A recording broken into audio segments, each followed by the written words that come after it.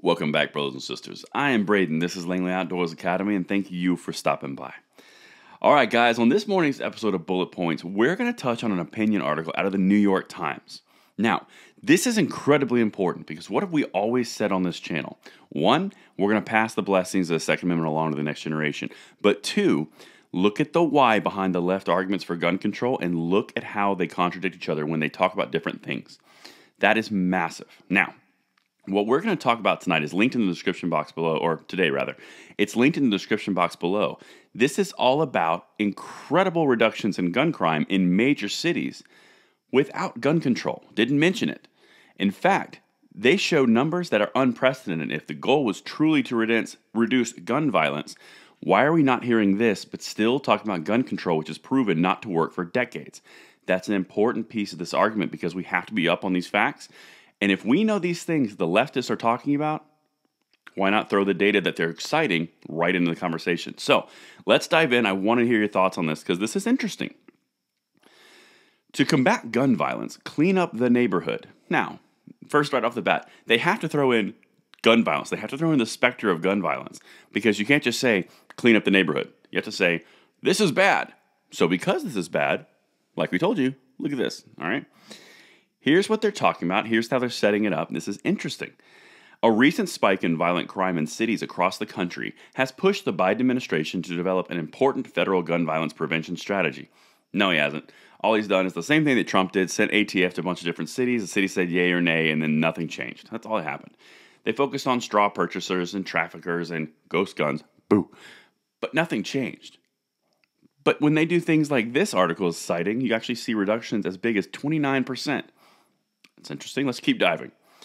President Biden's strategy primarily focuses on bringing resources and services to the people most likely to commit violence and to the people most likely to be victims of that violence.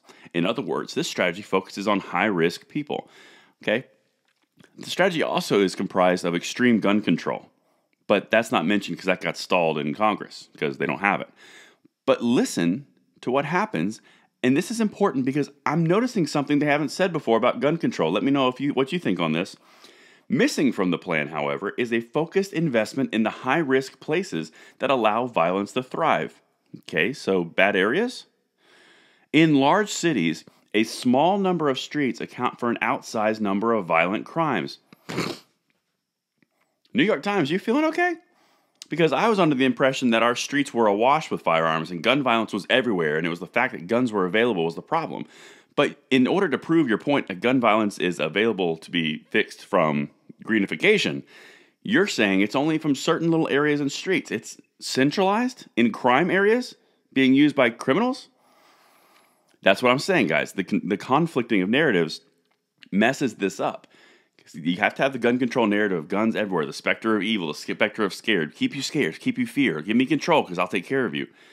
But in the same article, they talk about, but if you add these greenification things, it reduces crime by 29% because all the problems come from small little areas in cities, not the whole city. It's a conflict. That's because their points cannot stand by themselves, as we always discuss. But listen to what they're doing and listen to these stats and tell me why this would not be brought up before gun control, which is proven not to work. Without changing these physical spaces in which crime occurs, violence prevention efforts are incomplete. A focused and sustained investment in high-risk places should be a cornerstone in the effort to create safer and healthier communities, okay? Pride in the area, not letting the tragedy of the commons take over. That's right, tragedy of the commons. Look that up. It's an important principle. Interesting concept, but listen to what they did and look at what they did to actual gun violence. In partnership with the Pennsylvania Horticulture Society, our team transformed run-down vacant parcels of land by planting new grass and trees, installing low wooden posts and rail fences around the perimeter, and performing regular maintenance. So you made it a livable space. Okay? We randomly selected hundreds of lots across Philadelphia to receive either this clean and green intervention, trash cleanup only, or no intervention at all. So they're doing experiments with controls. Okay, let's see what they actually did. Listen to this. We found that after both the greening and trash cleanup interventions, gun violence went down significantly.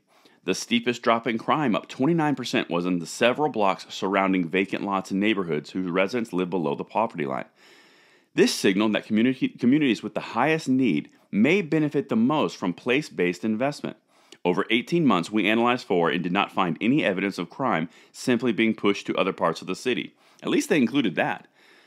But my point here, guys, and this is why I bring this to you this morning, if we can reduce gun violence, and they say gun violence is the main problem, and it's only coming from certain localized areas, by 29% over an 18-month period in the violent spike of the decade, why is that not being talked about? Why are you spending $5 billion on gun violence interruption? Why are you spending billions upon billions of dollars on the ATF and other federal programs to attack gun owners? Why not just do this?